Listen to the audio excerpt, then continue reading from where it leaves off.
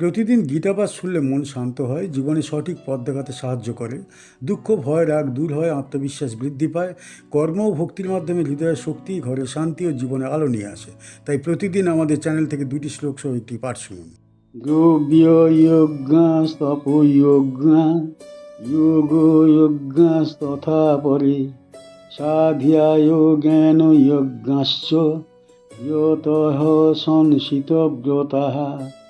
কিছু সাধক আছেন যারা ধ্যানের মাধ্যমে যজ্ঞ সম্পাদন করেন। কেউ তপস্যাকে যজ্ঞরূপে গ্রহণ করেন, কেউ যোগ সাধনাকেই যজ্ঞরূপে পালন করেন। আবার সংযমী ও দৃঢ় ব্রতধারী সাধকেরা শাস্ত্র অধ্যয়ন ও তত্ত্বজ্ঞানকেও যজ্ঞরূপে সাধন করেন। দ্রব্যযজ্ঞা অর্থাৎ দান রূপ যজ্ঞ, তপযজ্ঞা মানে তপস্যার দ্বারা কৃত যজ্ঞ, যোগযজ্ঞা মানে যোগ সাধনার যজ্ঞ, স্বাধ্যায় মানে শাস্ত্র পাঠ, জ্ঞান যজ্ঞা মানে তত্ত্বজ্ঞান অর্জনের সাধনা, যতয়ঃ মানে সংযমী সাধকগণ, সংশিত ব্রতা মানে কঠোর ও দৃঢ় ব্রত পালনকারী। এই শ্লোকে যজ্ঞ শব্দটির গভীর ও বিস্তৃত তাৎপর্য প্রকাশিত হয়েছে। সাধারণভাবে যজ্ঞ বলতে বাহ্যিক আচার, অগ্নিতে আহুতি প্রদান বা বৈদিক কর্মকাণ্ড বোঝানো হলেও এখানে যজ্ঞকে জীবনের সামগ্রিক সাধন পথ হিসাবে ব্যাখ্যা করা হয়েছে।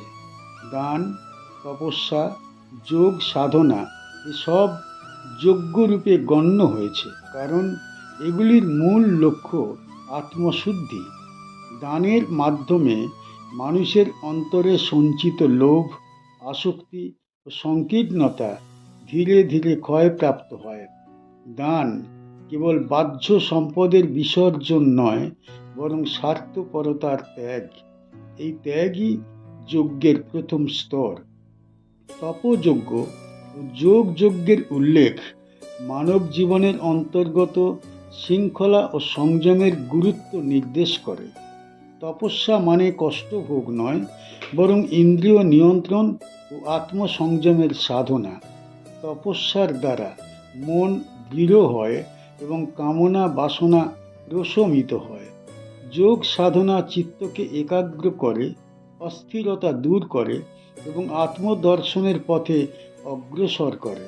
এখানে যোগ মানে কেবল শরীর চর্চা নয়, বরং মন, বুদ্ধি ও আত্মার ঐক্য সাধন। এই দুই যজ্ঞ মানব জীবনের ভেতরকার বিশৃঙ্খলা দূর করে শুদ্ধতা প্রতিষ্ঠা করে। শ্লোকের শেষ অংশে স্বাধ্যায় ও জ্ঞান যজ্ঞের কথা বলা হয়েছে, যা হিন্দু ধর্মীয় দর্শনের অত্যন্ত গুরুত্বপূর্ণ দিক।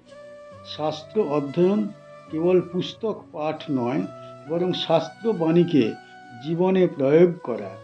জ্ঞান যজ্ঞে অজ্ঞানের অন্ধকার দূর হয় এবং আত্মবোধের আলো জ্বলে ওঠে।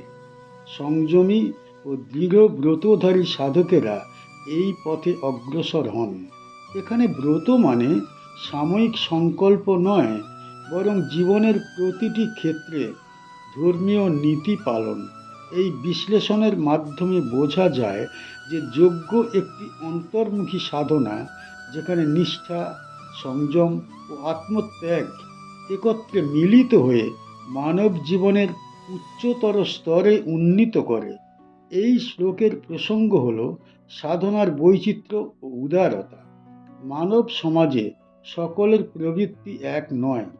কেউ সংসারে থেকে দানের মাধ্যমে আত্মশুদ্ধি সাধন করেন, কেউ নিভৃত তপস্যায় প্রবৃত্ত হন, আবার কেউ যোগ ও জ্ঞান চর্চায় মনোনিবেশ করেন। ধর্ম এখানে কোনো একক পথ আরোপ করে না, বরং প্রত্যেকের স্বভাব অনুযায়ী সাধন পথ গ্রহণের কথা বলা হয়েছে। এই প্রসঙ্গে হিন্দু ধর্মের সহিষ্ণু ও সর্বজনগ্রাহ্য রূপ প্রকাশ পেয়েছে। কি শিখতে পারি এই শ্লোক থেকে? এই শ্লোক থেকে শিক্ষা পাওয়া যায় যে ধর্ম মানে কেবল বাহ্য আচরণ নয়, বরং অন্তরের নিষ্ঠা, দান, তপস্যা, যোগ বা জ্ঞান যে পথেই মানুষ নিষ্ঠাবান হয় সেই পথেই পবিত্র। অন্যের পথকে তুচ্ছ করা উচিত নয়। নিজের সাধনায় সংযম ও ব্রত স্থির থাকলে আত্মিক উন্নতি ঘটে। এই শ্লোক মানুষকে অহং ত্যাগ, শুদ্ধ আচরণ ও আত্মবিকাশের পথে অগ্রসর হতে অনুপ্রাণিত করে। অপানে জুহবতি প্রাণম প্রাণেহ পানম তথা পরে প্রাণপানগতিরুদ্ধা প্রাণায়াম পরায়ণাঃ অপারে নিয়তাহারাঃ প্রাণান প্রাণেষু জুহবতি। কিছু সাধক অপান বায়ুতে প্রাণ বায়ুকে আহুতি দেন, আবার কেউ প্রাণ বায়ুতে অপান বায়ুকে নিবেদন করেন, আবার কেউ প্রাণ ও অপানের গতিকে রুদ্ধ করে প্রাণায়ামের সাধনায় নিবিষ্ট থাকেন। অন্য কিছু সাধক সংযমিত আহারের মাধ্যমে প্রাণ শক্তিকে প্রাণের মধ্যেই যজ্ঞরূপে নিবেদন করেন। প্রাণ মানে দেহের ঊর্ধ্বগামী জীবনবায়ু, অপান মানে অধোগামী জীবনবায়ু, জুহবতী মানে আহুতি প্রদান করেন, প্রাণাপান গতি মানে প্রাণ ও অপানের গতি, রুদ্ধা মানে সংযত করে, প্রাণায়াম পরায়ণা মানে প্রাণায়ামে নিবিষ্ট সাধকগণ, নিয়তাহারা অর্থাৎ সংযমিত আহারকারী, প্রাণান প্রাণেষু প্রাণকে প্রাণের মধ্যেই, জুহবতী মানে যজ্ঞ রূপে অর্পণ করেন। এই শ্লোকে দেহস্থিত প্রাণ শক্তিকে যজ্ঞ রূপে ব্যাখ্যা করা হয়েছে। এখানে যজ্ঞ আর বাহ্য আচার নয়, বরং অন্তর্গত সাধনা। প্রাণ ও অপান মানব দেহের দুটি প্রধান জীবনবায়ু, একটির গতি ঊর্ধ্বমুখী, অপরটির গতি অধোমুখী। কিছু সাধক এই দুই বায়ুর মধ্যে পারস্পরিক সংযম স্থাপন করে সাধনা করেন।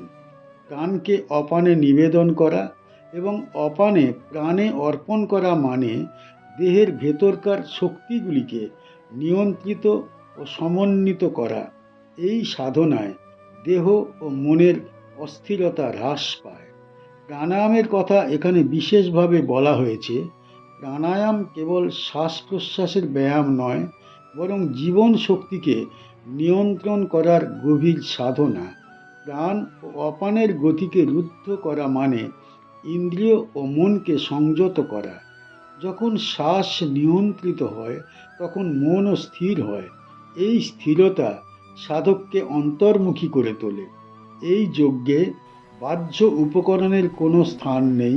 শ্বাসই আহুতি, নিয়ন্ত্রণী অগ্নি এবং চেতনার শুদ্ধতার ফল। শ্লোকের শেষ অংশে নিয়ত আহারের গুরুত্ব প্রকাশিত হয়েছে। সংযমিত আহার ব্যতীত প্রাণায়াম ও অন্তর্গত সাধনা স্থায়ী হয় না। অতি ভোজন বা অনিয়ন্ত্রিত আহার প্রাণ শক্তিকে বিচলিত করে। যারা আহারে সংযম পালন করেন তারা প্রাণ শক্তিকে প্রাণের মধ্যেই নিবেদন করেন, অর্থাৎ জীবন শক্তিকে অপচয় না করে আত্ম উন্নতির পথে ব্যবহার করেন। এই সাধনায় দেহ, মন ও প্রাণ এক সূত্রে বাঁধা পড়ে। এই অংশে স্পষ্ট করা হয়েছে যে শুদ্ধ আহার, সংযম ও নিয়ন্ত্রিত শ্বাস এই তিনের সমন্বয়ে প্রকৃত অন্তর্যজ্ঞ সম্পন্ন হয়। এই শ্লোকের প্রসঙ্গ হল অন্তর্জগতে যজ্ঞের ধারণা প্রতিষ্ঠা। এখানে সাধনার ক্ষেত্র বাহ্য জগৎ নয়, দেহ ও চেতনার অন্তর্গত ক্ষেত্র।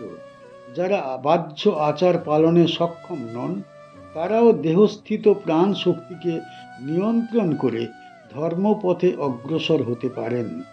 এই প্রসঙ্গে হিন্দু ধর্মের সূক্ষ্ম দর্শন প্রকাশ পেয়েছে, যেখানে মানব দেহকেই সাধন ক্ষেত্র হিসাবে গ্রহণ করা হয়েছে। কি শিখতে পারি এই শ্লোক থেকে? এই শ্লোক শিক্ষা দেয় যে আত্মশুদ্ধির পথ দেহের ভিতরেই নিহিত।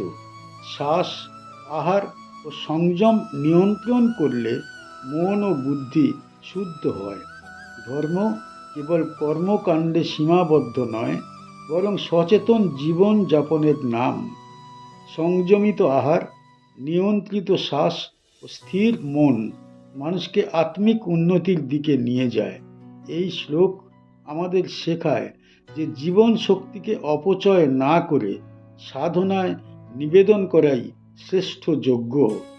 আমাদের চ্যানেলের গীতা পাঠ কেমন হয়েছে, ব্যাখ্যা কেমন হয়েছে, আপনার কেমন লেগেছে কমেন্ট বক্সে অবশ্যই জানাবেন, এবং প্রতিনিয়ত গীতা পাঠ শোনার জন্য চ্যানেলটা অবশ্যই সাবস্ক্রাইব করে রাখুন। দেখা হচ্ছে পরের ভিডিওতে।